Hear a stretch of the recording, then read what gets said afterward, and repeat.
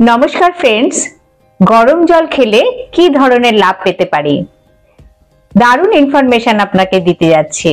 एर बेनिफिट तो प्रचुर। ईषदुष्ण गरम जल कखन खेते हबे, कतटा खेते हबे एर पुरो इनफरमेशन आपनाके दिते जाच्छे। बाय द वे, आमार नाम शुक्ला वैद्य। कतटा जल खेते हबे?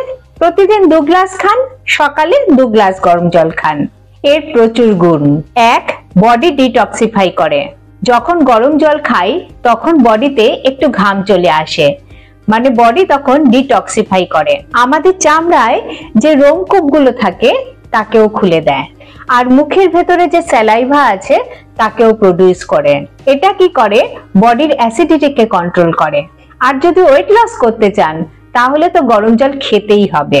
দুর্দান্ত কাজ করে, স্ট্রেস লেভেলকেও কম করে। কনস্টিপেশন থাকলে দারুণ কাজ করে। प्रतिदिन सकाले घुम থেকে উঠে ব্রাশ করার আগেই 2 গ্লাস গরম জল খেয়ে নিন, দেখবেন এর কাজ। গ্লোয়িং স্কিন ধরে রাখতে গরম জলের অনেক অবদান। ব্যাড কোলেস্টেরলকে কন্ট্রোল করে।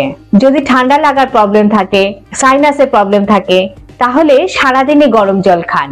আর যদি কোনো আপনার প্রবলেম না থাকে তাহলে সকালে 1 থেকে 2 গ্লাস জল খেলেই যথেষ্ট।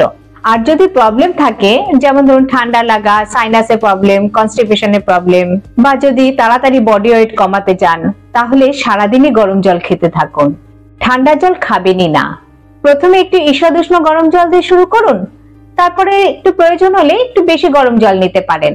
দেখবেন খুব ভালো বেনিফিট পাবেন। কিভাবে জল খাবেন? খেয়াল রাখবেন, দাঁড়িয়ে কখনো জল খাবেন না, হাঁটতে হাঁটতেও জল খাবেন না। এক জায়গায় আরামসে বসে জল খাবেন। খেয়াল রাখবেন, ফ্রিজের জল একদম খাবেন না, গরমকালেও খাবেন না।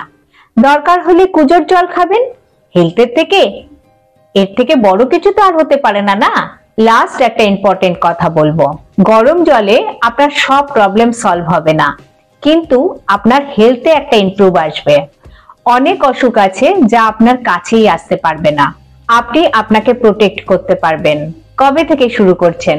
আজ থেকে না কাল থেকে? আপনি লিখুন কমেন্ট বক্সে। বাই দ্য ওয়ে, এই ভিডিও অবশ্যই 10 জনকে শেয়ার করুন।